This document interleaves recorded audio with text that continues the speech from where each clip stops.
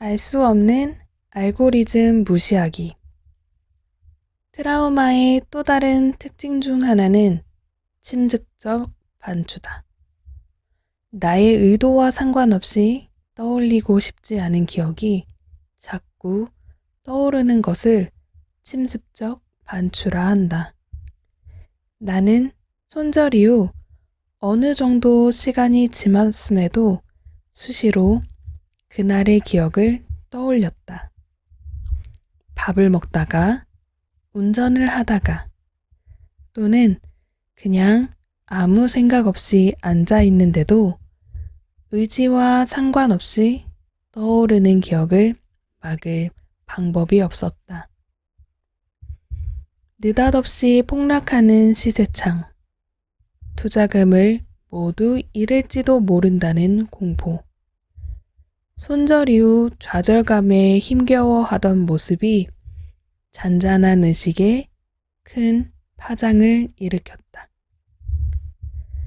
손실을 떠올릴 만한 단서나 사건이 없는데도 떠올리기 싫은 것이 왜 생각이 나는지 알 수 없었다.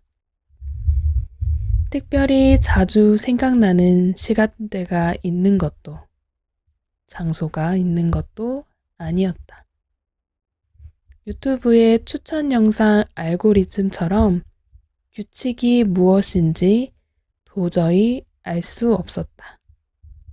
나는 종종 유튜브를 보다가 관심사도 아니며 이전에 본 적도 없는 영상이 추천 영상 리스트에 올라올 때마다 의문이 들었다. 하지만 꽤 높은 조회수에 나도 모르게 재생 버튼을 누를 때가 많다. 나 같은 사람이 많은지 영상 하단에 있는 댓글창에서 가장 공감을 많이 받은 댓글은 알 수 없는 알고리즘에 이끌려 여기에 왔습니다. 였다. 공감을 누른 사람의 숫자는 많을 때는 수천 명에 이르렀다.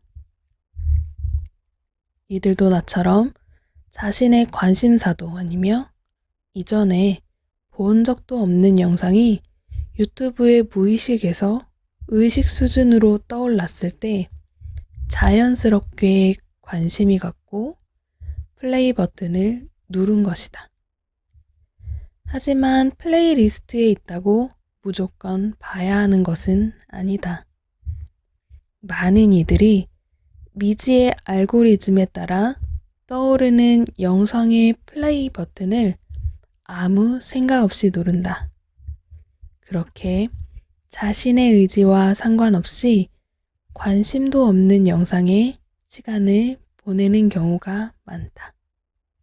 그러다 어느 순간 내가 왜 이걸 보고 있지? 라고 생각하며 시간을 허비하는 자신을 보게 된다. 우리의 트라우마와 관련된 생각도 마찬가지다. 우리의 머릿속은 수많은 상념으로 가득 차 있다. 마음이 편안하고 고요할 때는 상념이 차분히 가라앉지만 마음이 괴롭고 혼란스러울 때는 부유물처럼 떠다니며 마음을 어지럽힌다. 그때 떠오르는 것을 하나하나 붙잡고 재생 버튼을 누르기 시작하면 정작 현실에 집중하지 못하고 그 속에 갇힌다. 나의 의지와 상관없이 떠오르는 괴로운 기억으로부터 어떻게 하면 자유로워질 수 있을까? 바로 생각이 떠올랐다고 모두 중요하고 의미 있는 것은 아니라는 사실을 기억하는 것이다. 생각이 떠올랐다고 재생 버튼을 누르고 거기 빠져들 필요도 없다. 그냥 그런 생각이 떠올랐나 보다 하고 스크롤을 올리면 그만이다.